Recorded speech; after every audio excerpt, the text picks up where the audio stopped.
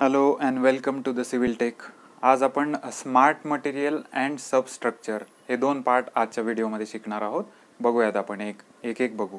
ह्याच्यामधला smart material हा जो type आहे ना, हा MPSC वाल्यांना फार आवडतो.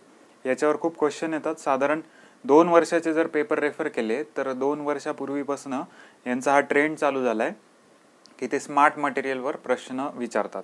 ठीक आहे, बघूयात हे स्मार्ट मटेरियल काय असतं आणि त्याचे युजेस काय असतात. ठीक आहे, let us start with the smart material first. Okay, चला. Smart material.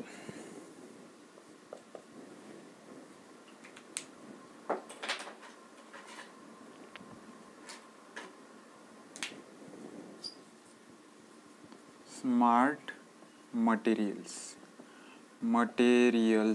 स्मार्ट मटेरियल इथे सगळ्यात पहिल्यांदा येतं पिझो इलेक्ट्रिक. सेकंड येतं इलेक्ट्रोस्टॅटिव्ह. काय येतं? इलेक्ट्रोस्टॅटिव्ह. हे सगळे मटेरियल येतात. Piezo electric material. ठीक आहे. Similarly electrostrictive materials. Third magnetostrictive. हे जोडून आहे. Magnetostrictive material. नेक्स्ट आहे शेप मेमरी अलॉयज.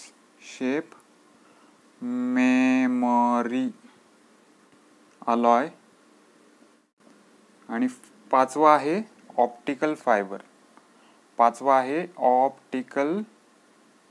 फायबर. ठीक आहे.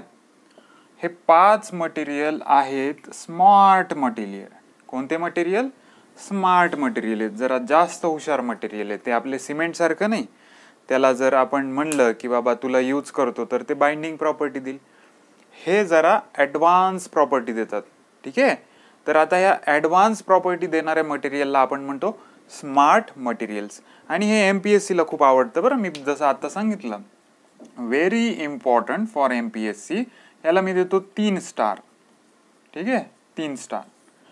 आता हे स्मार्ट मटेरियल जर तुम्ही इंटरनेटवर कुठेही सर्च केला, गुगलवर करा, अवेलेबल आहे. पण यूट्यूबवर आपलं एकमेव लेक्चर असं असेल की जिथे स्मार्ट मटेरियल आपण शिकवतोय. स्मार्ट मटेरियल हे काय असतं, कसं असतं ते 1 बाय 1 बघूयात. आता एवढं तर आपल्याला कळालं की स्मार्ट मटेरियल हे 5 प्रकारचे: piezo electric materials, electrostrictive material, magnetostrictive material, shape memory alloys and optical fibre. आता पिझो इलेक्ट्रिक मटेरियल्स हे असे मटेरियल्स असतात ते इलेक्ट्रिक एनर्जी कन्वर्ट करतात मेकॅनिकल एनर्जी. या प्रोसेसचं एक्झाम्पल आहे बेल. बरोबर ना? बेल वाजल्यानंतर काय होतं? ज्या पूर्वीच्या बेल होत्या बघा, तुम्हाला थोडंसं सांगतो. आपण बटन दाबली, बटनला प्रेस केलं, काय होत होतं? इलेक्ट्रिकल सप्लाय कॅरी होत होता. आणि इलेक्ट्रिकल सप्लायमुळे काय होत होतं? जी अशी एक गोल बेल होती त्याला कर्र आपला असा आवाज यायचा. किंवा आपलं लेक्चर ज्यावेळेस संपतं त्यावेळेस कसा एकदम आवाज येतो ना, तर त्याच्यामध्ये काय होतं? त्या वाटीवरती अशी बेल कंटिन्युअस आदळत असते. म्हणजे नेमकं इथं काय होतं की electrical supply converted to the mechanical energy. असं जे कोणतं मटेरियल करत असेल, for an example bell is nothing but the piezo electric material. आता हे पिझो इलेक्ट्रिक मटेरियल नुसतं electric energy to mechanical energy एवढंच नाही कन्वर्ट करत, वाईस वर्सा करतं. काय करतं? वाईस वर्षा करतं. वाईस वर्सा म्हणजे काय? मेकॅनिकल एनर्जी ही इलेक्ट्रिकल एनर्जी मध्ये सुद्धा हा कन्वर्ट करू शकतो. म्हणजे याच्या उलट सुद्धा हा कन्वर्ट करू शकतो. काय? Mechanical energy converted into electrical energy. ठीक आहे. हे सुद्धा करण्याचं काम हे पिझो इलेक्ट्रिक मटेरियल करू शकतं. आता याच्यासाठी एक्झाम्पल काय आहे की आपल्याला एखाद्या ठिकाणी मेकॅनिकल एनर्जी लावावं लागते. आणि ते कन्वर्ट होतं इलेक्ट्रिकल एनर्जीमध्ये. याचं बेस्ट एक्झाम्पल म्हणजे आहे आपलं गॅसमध्ये आपण गॅस चालू करायला जे वापरतो ना ते लायटर याचं एक्झाम्पल आहे. या लायटरचं मागचं बटन आपण प्रेस केल्यानंतर काय आपण मेकॅनिकल फोर्स लावतो आणि त्याच्या समोरून काय येते इलेक्ट्रिकलची ठिणगी, बरोबर ना. So mechanical energy is converted into the electrical energy and electrical energy is converted into the mechanical energy. असं जिथे कुठे होत असेल तर त्याला मी काय म्हणणार, त्याला म्हणणार मी पिझो इलेक्ट्रिक मटेरियल. ठीक आहे, तर हे झालं आपलं पिझो इलेक्ट्रिक मटेरियल. दुसरं इलेक्ट्रोस्ट्रॅटिव्ह. इलेक्ट्रोस्ट्रॅटिव्ह मटेरियलमध्ये काय होतं बघा. इलेक्ट्रोस्ट्रॅटिव्ह, या इलेक्ट्रोस्ट्रॅटिव्ह मटेरियलमध्ये mechanical energy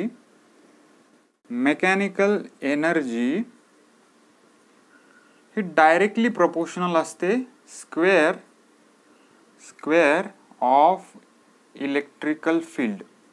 square of electrical field. ठीक आहे. आता मी तुम्हाला ना एक्झामला आलेले क्वेश्चनचं डायरेक्ट उत्तर सांगतो. इथे जेव्हा केव्हा इलेक्ट्रिकल एनर्जी आलेलं आहे तर इलेक्ट्रिकल एनर्जी असं विचारतात ते इलेक्ट्रोस्टॅटिव्ह मटेरियलचं यूज काय, फंक्शन काय. So it converts the mechanical energy into the electrical energy but conversion is the square of electric field. म्हणजे एक मारलं तर तिकडनं दोन निघेल, अशा प्रकारचं जर कन्वर्जन असेल त्याला म्हणायचं इलेक्ट्रोस्टॅटिव्ह मटेरियल्स. एक मारलं तर एकच निघेल ना, त्याला म्हणायचं पिझो इलेक्ट्रिक मटेरियल. ठीक आहे. So mechanical energy is directly proportional to the square of electrical field असं वाक्य वाचलं त्याला म्हणायचं electrostrictive material. Next magnetostrictive material. Magnetostrictive material म्हणजे याच्या नावातच काय दिसतंय तुम्हाला, इथे काहीतरी दिसते ना, मॅग्नेट. मग तेच आपल्याला खाली वापरायचं आहे.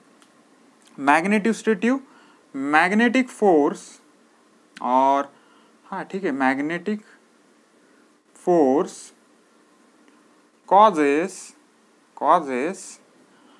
change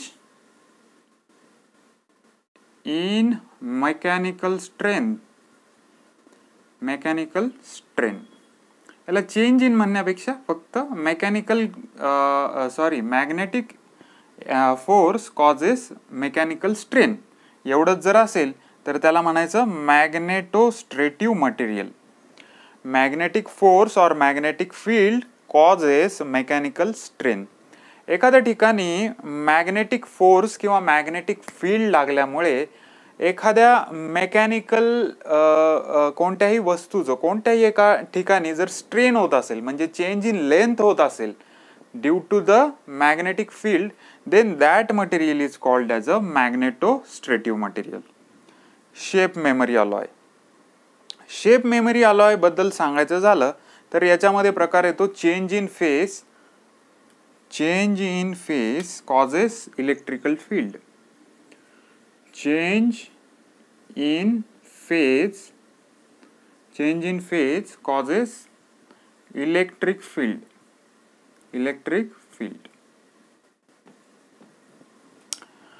ते तुम्हाला माहिती ना AC DC करंट वगैरे, तुम्ही इलेक्ट्रिकलचा जर अभ्यास केला असेल त्याच्यामध्ये AC करंट असतं म्हणजे अल्टरनेटिंग करंट, DC करंट असतं म्हणजे डायरेक्ट करंट. हे जिथे कुठे चेंज इन फेज होतं AC टू DC असा जिथे कुठे फॉर्म होत असेल त्या ठिकाणी due to the change in phase if electric field is generating, due to the change in phase there is generation of electric field असं कुठे असेल ना तर त्याला म्हणायचं शेप मेमरी अलॉय. आणि फायनल आहे ऑप्टिकल फायबर. ऑप्टिकल फायबर म्हणजे काय असतं? ऑप्टिकल फायबर म्हणजे which is use for the data transfer, which is use for the rapid data transfer. आजकाल जर तुम्ही जिओ फायबर बघत असताल, टाटा स्कायचं फायबर आलंय, एअरटेल एक्स्ट्रीम आलंय, हे सगळे फायबर आहेत, फायबर ऑप्टिक केबल्स आहेत. म्हणजे काय, त्याच्यामध्ये कॅपॅसिटी असते की एका ठिकाणाहून दुसऱ्या ठिकाणी खूप सारा डेटा कमी सेकंदात ट्रान्सफर करायची. हे तुम्हाला मी हिंट दिली लक्षात ठेवण्यासाठी. ठीक आहे. फायबर ऑप्टिक केबल ऑप्टिकल फायबरचं काय काम असतं? Huge rate of data transfer. ठीक आहे. आणि तुम्हाला मी इथे पहिलेच स्टार्टिंगलाच सांगितलेलं आहे की MPSCच्या दृष्टीने हे खूप महत्त्वाचं आहे.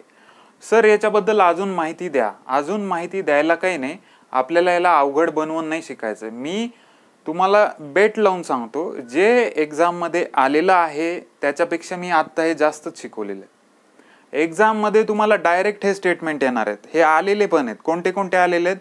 Bell is an example of piezo electric, हा क्वेश्चन आलेला आहे, सर्च करा तुम्ही. त्याच्यानंतर हा क्वेश्चन आला, electrostrictive material causes, so it causes mechanical energy which converts square of electrical field. जशाच तसे वाक्य तुम्हाला पेपरमध्ये दिसतील. याच्यातला कोणताही क्वेश्चन येऊ द्या तुम्हाला, जर याच्यातला क्वेश्चन आला तर जसाच तसे वाक्य तुम्हाला एक्झाममध्ये दिसतील. एकदा बघून घेऊ, मग आपण रब करू. Piezoelectric material which causes electrical energy into which converts the electrical energy into the mechanical energy. Vice versa, म्हणजे मेकॅनिकल एनर्जी ही इलेक्ट्रिकल मध्ये सुद्धा कन्वर्ट होऊ शकते. याचं एक्झाम्पल बेल, याचं एक्झाम्पल लायटर. इलेक्ट्रोस्टॅटिव्ह, इलेक्ट्रोस्टॅटिव्ह म्हणजे mechanical energy is directly proportional to the square of electrical field. Next magnetostrictive, magnetostrictive मध्ये magnetic force causes the mechanical strain. आणि शेप मेमरी अलॉय मध्ये change in phase AC/DC causes electrical field. आणि last optical fibre which is use for the high capacity generation of data for the less amount of time. कमी time मध्ये खूप जास्त data transfer करायचा असेल, then we use the optical fibres. So these are the 5 smart material which is extremely important for the exam. Just take a screenshot. मग आपण पुढे जाऊयात.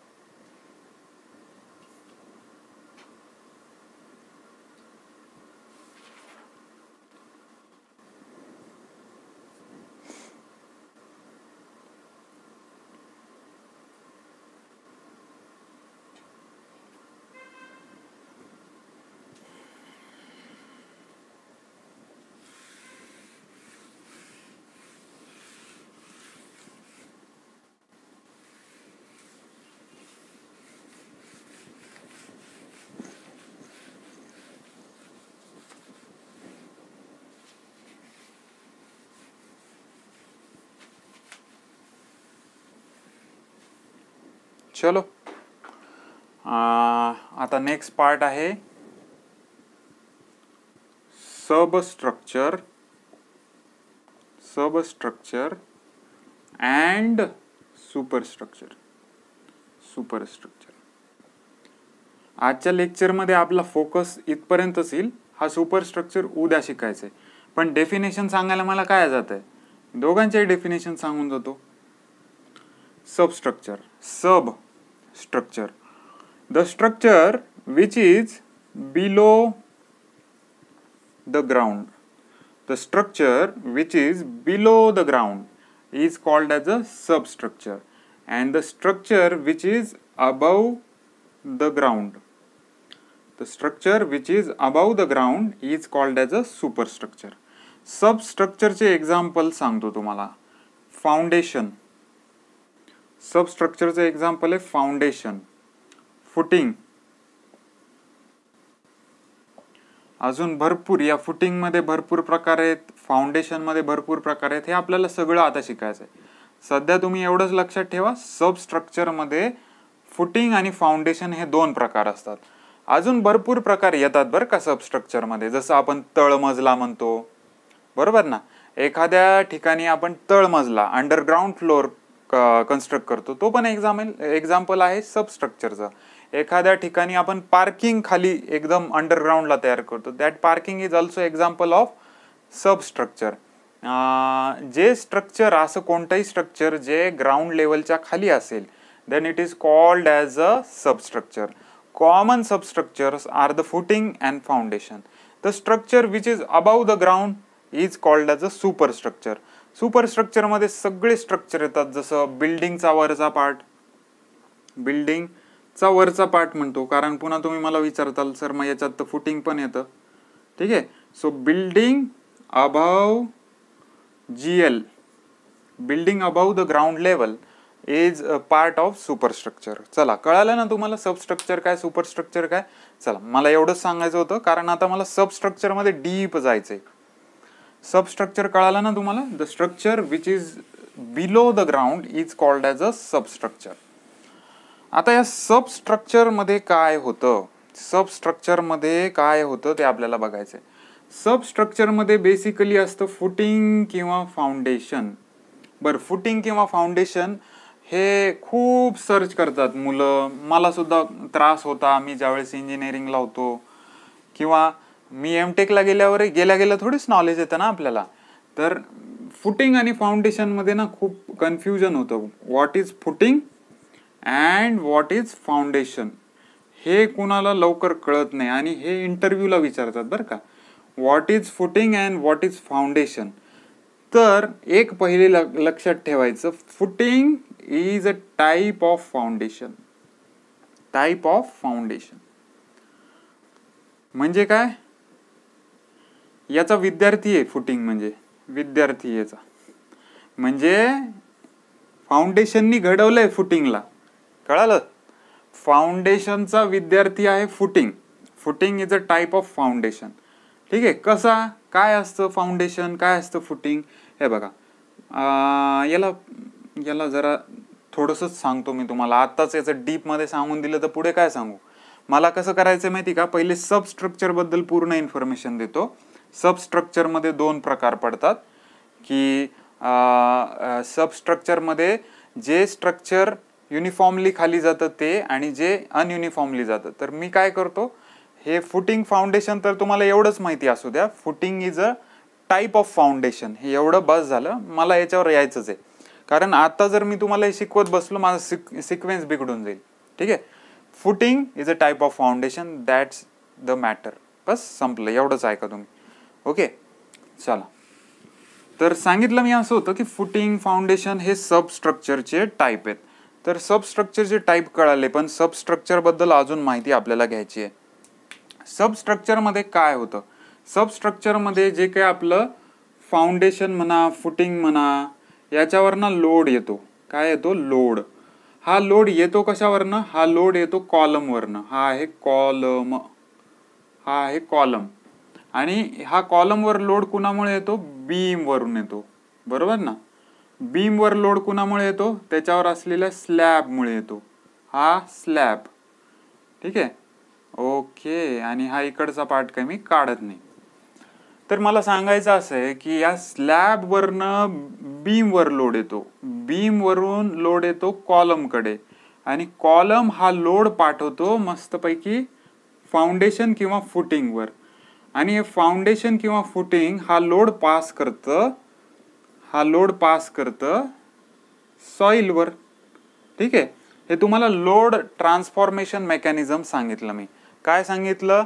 स्लॅब वर तुम्ही उभा असता तर तुमचा लोड स्लॅब घेतो, स्लॅब हा लोड स्वतःकडे ठेवत नाही, तो पाठवतो बीम कडे, बीम पाठवतो कॉलम कडे, कॉलम पाठवतो फुटिंग किंवा फाउंडेशन कडे, आणि फाउंडेशन पाठवतो सॉइल कडे. आणि सॉइल कुणाकडे नाही पाठवता, ही सॉइल जे आहे तो आपला चुपचाप लोड सहन करते.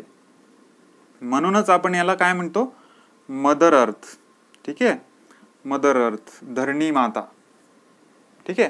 सो या सॉइलवर अशा प्रकारे आपण लोड ट्रान्सफर करतो. पण कसं असतं माहिती का, एक ट्रान्सफरची सुद्धा लिमिट असते. जर या मदर अर्थची ऐकून घेण्याची, सहन करण्याची क्षमता थोडी कमी असेल तर सेटलमेंट कॉज होतं. ठीक आहे ना? सेटलमेंट कॉज होतं. सेटलमेंट म्हणजे हे जे तुमचं स्ट्रक्चर आहे ते खाली खाली खाली जायला लागतं, मग होती परेशानी. ते आपल्याला सगळं बघायचंय. पहिले एवढं तर कळालं लोड ट्रान्सफॉर्म कसा होतो, हे असा होतो. आता पुन्हा काही रिपीट नाही करत. तर अशा प्रकारे लोड ट्रान्सफर आपल्याला करायचा असतो. मग याच्यामध्ये सगळ्यात मेन आहे की आपल्याला डिझाईन करावं लागतं. काय करावं लागतं? आपल्याला डिझाईन करावं लागतं. काय डिझाईन करायचंय? आपल्याला फुटिंग किंवा फाउंडेशन डिझाईन करायचंय. तर हे फुटिंग किंवा फाउंडेशन डिझाईन करायच्या वेळेस आपल्याला बघावं लागतं की सॉइलची बिअरिंग कॅपॅसिटी काय आहे. सॉइलची बिअरिंग कॅपॅसिटी काय आहे हे बघावं लागतं आपल्याला. दुसरं, अल्टिमेट बिअरिंग कॅपॅसिटी काय आहे? अल्टिमेट बिअरिंग कॅपॅसिटी काय आहे? बिअरिंग कॅपॅसिटी काय आहे? आणि थर्ड, सेफ बिअरिंग कॅपॅसिटी काय आहे? सेफ बिअरिंग कॅपॅसिटी काय आहे? बर, मी कुठून कुठे आलो? मी काय नाही, तुम्हाला सबस्ट्रक्चर सांगितलं, सबस्ट्रक्चरचे एक्झाम्पल सांगितले, लोड ट्रान्सफॉर्म कसा होतो हे सांगितलं. मग मला ना लोड ट्रान्सफर करायचा आहे, पण मी असं करेन का हा कॉलम खूपच लहान आणि खूप मोठी फुटिंग देऊन ठेवली, किंवा कॉलम खूपच मोठा आणि फुटिंग छोटी देऊन ठेवली? असं नाही ना चालणार मला. थोडक्यात मला ना फुटिंग फाउंडेशन डिझाईन करावं लागेल. मग हे फुटिंग फाउंडेशन मला डिझाईन करायचं असेल ना, तर मला ही सॉइल सगळ्यात पहिले माहिती पाहिजे. ही सॉइल कॅपॅसिटी किती बिअर करणार? मग ही सॉइल कॅपॅसिटी किती बिअर करणार यालाच इंग्लिशमध्ये म्हणायचं सॉइल बिअरिंग कॅपॅसिटी. ओके, काय म्हणायचं त्याला? Soil bearing capacity. म्हणजे हे पहिलं तर पॉईंट तुम्हाला ओपनली कळालेलाच आहे. ठीक आहे, याच्याबद्दल मी आता अजून सांगत नाही. सॉइल बिअरिंग कॅपॅसिटी काय? Just bearing capacity of soil.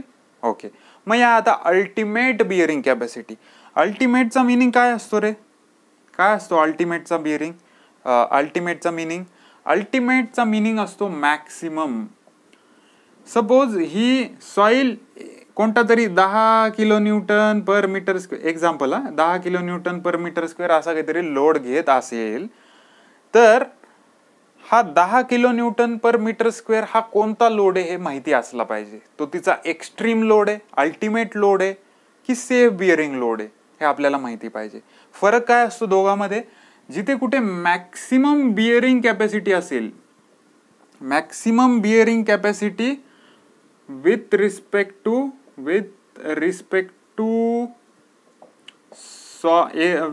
To area of soil असेल, तर त्याला म्हणायचं अल्टिमेट बिअरिंग कॅपॅसिटी. ठीक आहे, जिथे कुठे maximum bearing capacity with respect to area of soil असेल, तर त्याला म्हणायचं अल्टिमेट बिअरिंग कॅपॅसिटी.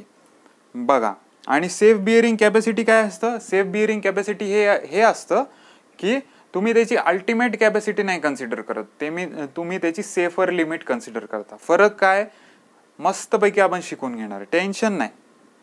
हे रब करतो म्हणजे मला लिहायला जागा आहे.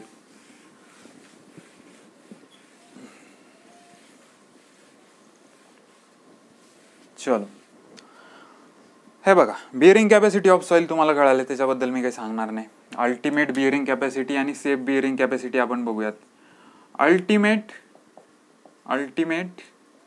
Bearing capacity. ठीक आहे, ultimate bearing capacity is the maximum bearing capacity of soil, is maximum bearing capacity of soil with respect to area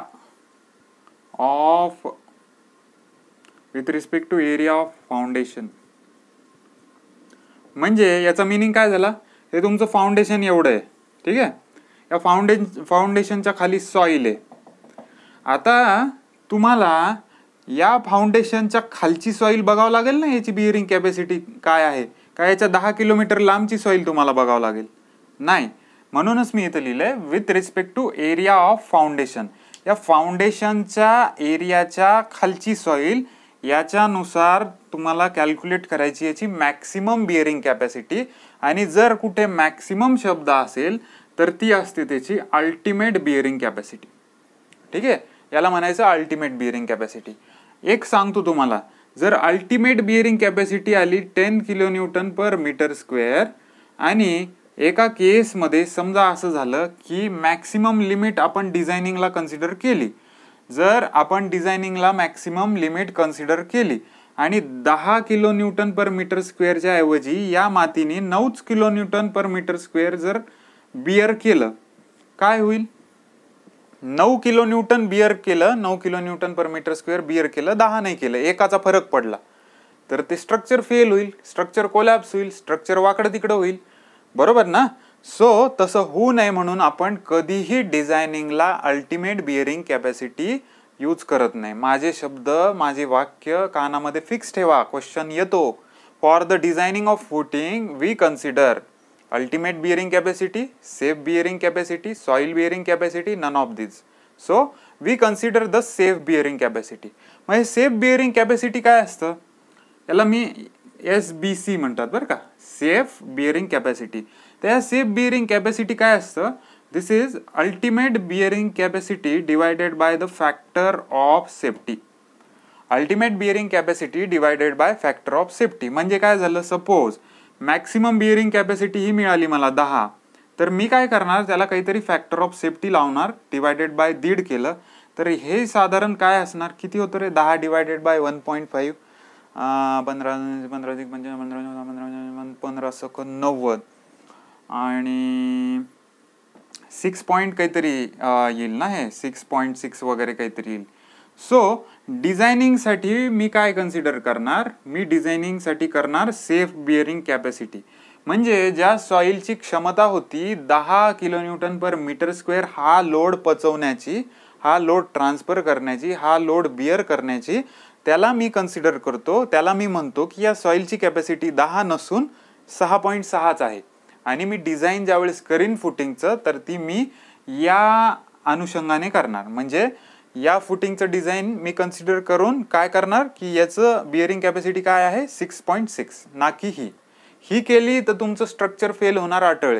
so for designing the structure we consider the soil bearing capacity. कळाले तुम्हाला हे 3 part. काय part, soil bearing capacity, just bearing capacity of soil. If it is maximum, then ultimate bearing capacity, and if it is ultimate bearing capacity divided by the factor of safety, then it is called as a safe bearing capacity of a soil. Okay, कळालं. आता हे आपण शिकलो substructure, त्याचे example, design of footing कोणत्या हिशोबाने होते, SBCने होते की अल्टिमेट बिअरिंग कॅपॅसिटीने होते, कशाने होते हे आपण बघितलं. आता आपल्याला याच्या पुढे बघायचे नवीन पार्ट, तो आहे सेटलमेंट. याच्याच मध्ये पार्ट आहे, त्याचं नाव आहे सेटलमेंट.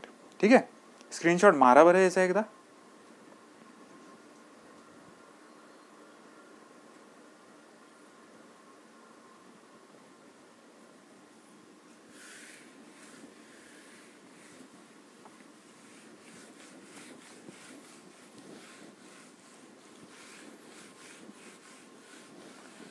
सेटलमेंट.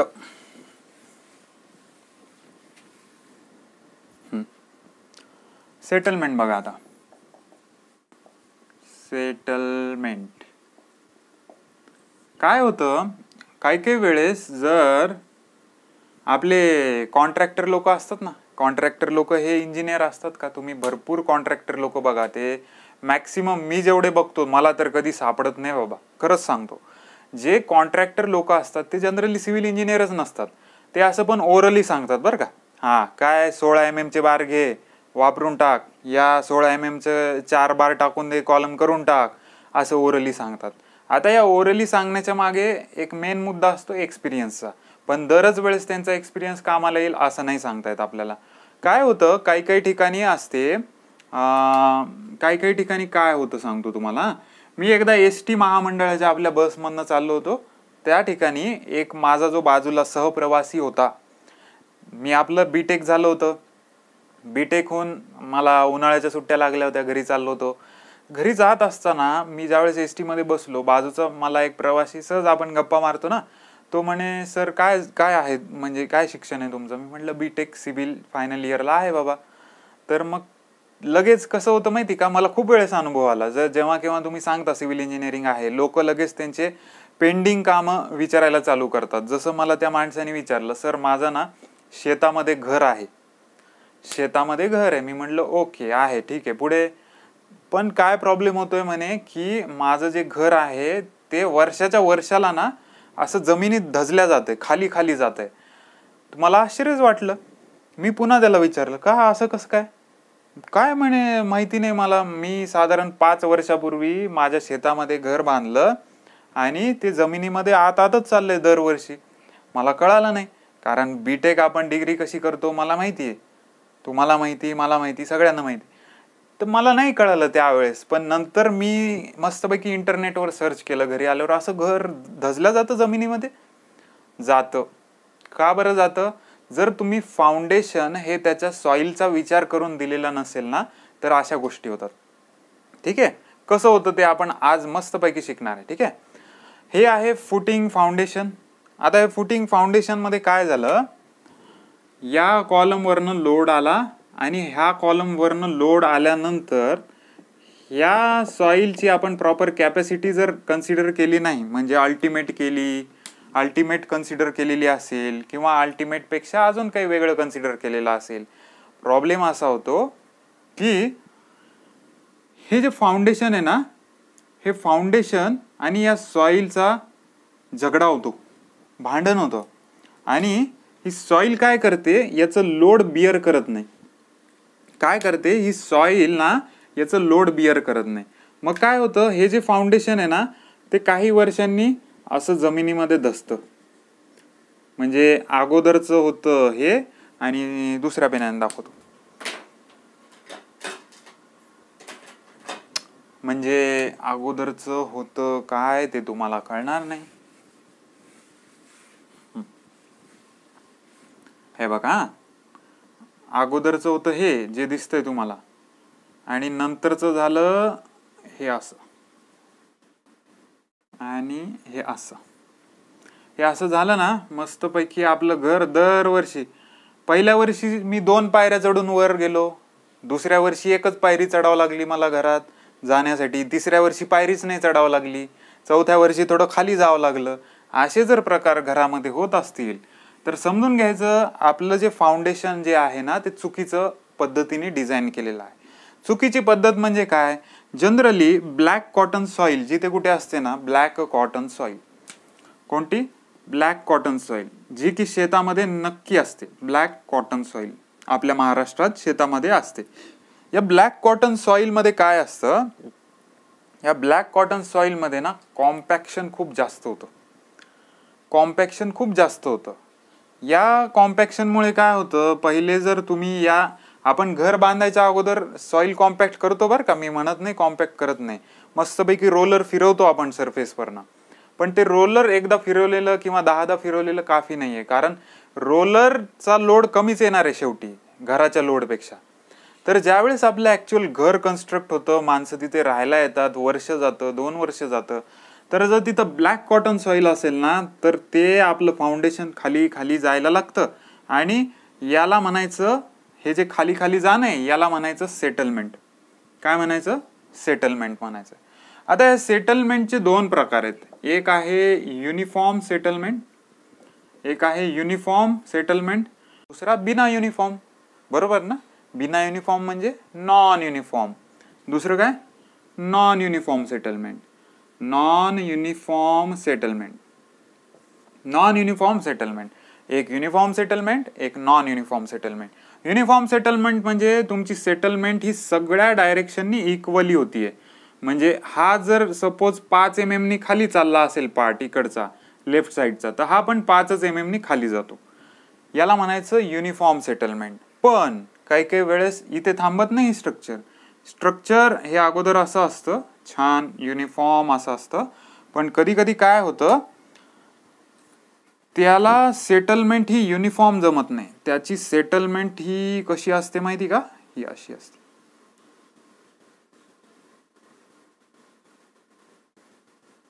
त्याची सेटलमेंट ही अशी असते. जर या प्रकारे डिफरन्शियल सेटलमेंट असेल, त्याला नॉन युनिफॉर्म सेटलमेंट म्हणतात. म्हणजे तुमचा कॉलम हा असा आहे आणि तो नंतरच्या केसमध्ये कसा झाला, या नॉन युनिफॉर्म सेटलमेंटमुळे तो झाला असा. सगळ्यात धोकादायक ही सेटलमेंट असते. याला म्हणायचं non uniform or differential settlement. काय म्हणायचं, non uniform or differential settlement. या नॉन युनिफॉर्म आणि डिफरन्शियल सेटलमेंटचा फॉर्म्युला आहे जो की एक्झाम मध्ये विचारतो. याला म्हणायचं लेंथ ऑफ फाउंडेशन, याला इथं म्हणायचं हा जो आहे याला म्हणायचं S2 आणि याला म्हणायचं S1. काय म्हणायचं, हे जे डिस्टन्स आहे हे एवढं डिस्टन्स जे आहे ते S1, ठीक आहे, आणि हे जे डिस्टन्स आहे त्याला S2. आणि फॉर्म्युला काय आहे डिफरन्शियल सेटलमेंटचा? Differential settlement DS is equal to S2 minus S1 divided by L. And differential settlement should not be more than 0.002 of L. 0.002 L पेक्षा लहानच कधीही डिफरन्शियल सेटलमेंट पाहिजे. याच्यापेक्षा जर जास्त झाली तर तुमच्या स्ट्रक्चर कोलॅप्सेसचे चान्सेस जास्त असतात. एक वेळेस आपल्याला युनिफॉर्म सेटलमेंट आपण बिअर करू शकतो, पण जिथे कुठे नॉन युनिफॉर्म किंवा डिफरन्शियल सेटलमेंट असेल तिथे तर आपल्याला काळजी करावीच लागते, कारण ही सगळ्यात धोकादायक प्रकारची सेटलमेंट आहे. तर हे आपण सेटलमेंट बघितलं. सेटलमेंटचे 2 टाईप बघितले. नॉन युनिफॉर्म सेटलमेंट और डिफरन्शियल सेटलमेंटचा आपण फॉर्म्युला बघितला. हे आपण आतापर्यंत शिकलो. स्क्रीनशॉट मारा. सेटलमेंट बद्दल अजून तुम्हाला एक सांगायचंय.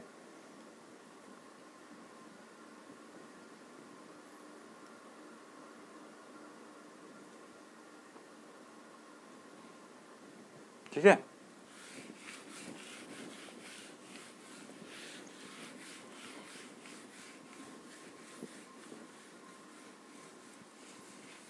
सेटलमेंट मध्ये अजून तुम्हाला थोडंसं एक सांगू. हा ग्राफ ना एक्झामिनरला फार आवडतो. माझी एक खासियत आहे माहिती का, मी काय करतो, मला ना माझ्या डोक्यात क्लिक होत जातात की हे लोक काय कशावर क्वेश्चन आलेले, कारण खूप अभ्यास करून ठेवलेला आहे या MPSCचा.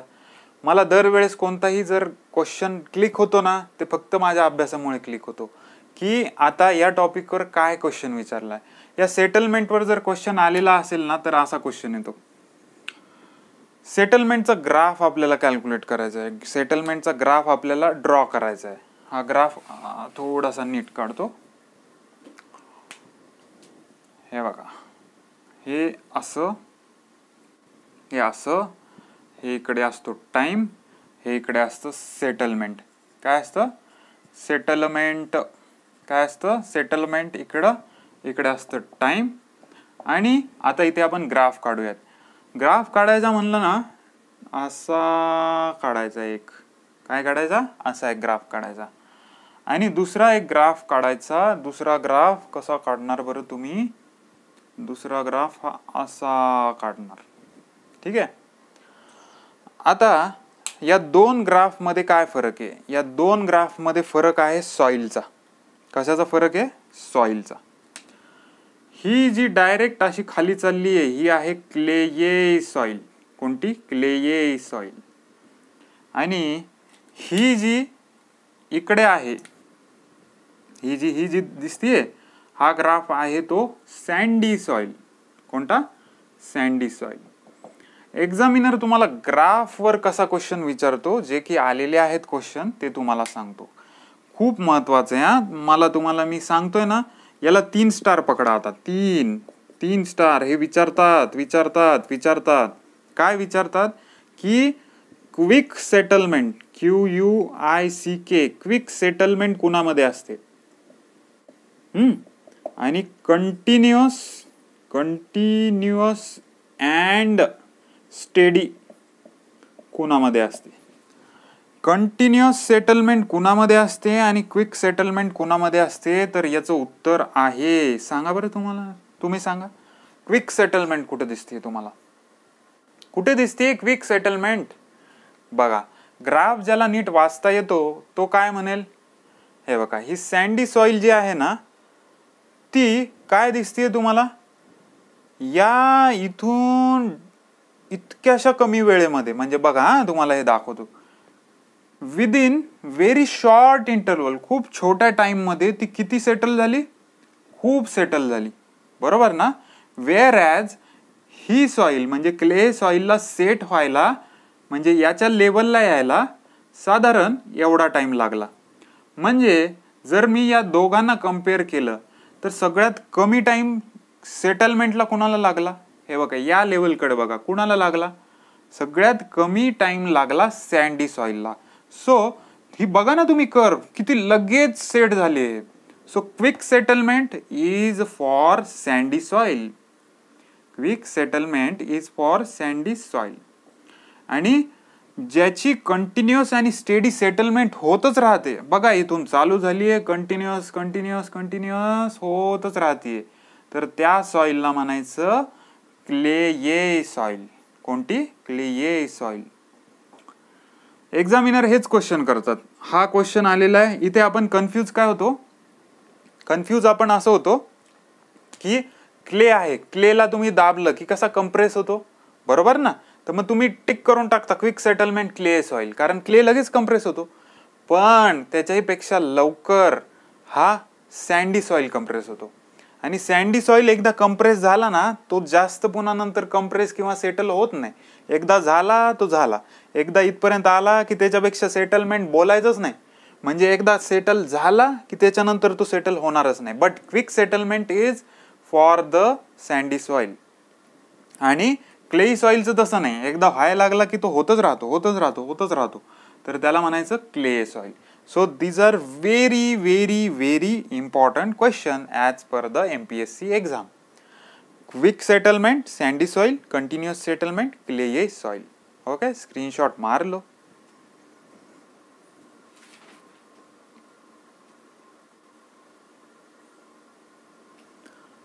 चलो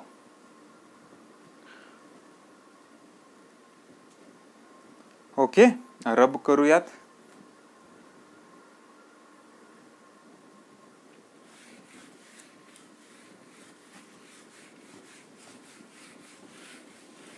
बस आता आपल्याला थांबायचं आहे, आता काही शिकवणार नाही मी, कारण आता या सेटलमेंट बद्दल थोडीशी माहिती द्यायची आहे आणि मला फुटिंग फाउंडेशनला चालू करायचंय.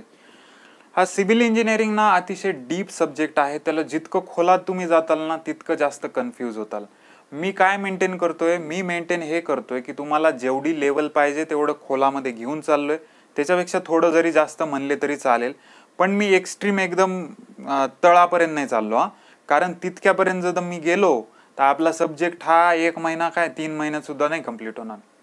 जेवढं लागतंय त्याच्यापेक्षा जास्त जाऊ, पण त्याच्याहून जास्त नाही. ओके, सो सिव्हिल इंजिनिअरिंग आपलं चांगलं चाललंय, असंच आपण शिकूयात, असंच आपण पुढे जाऊयात.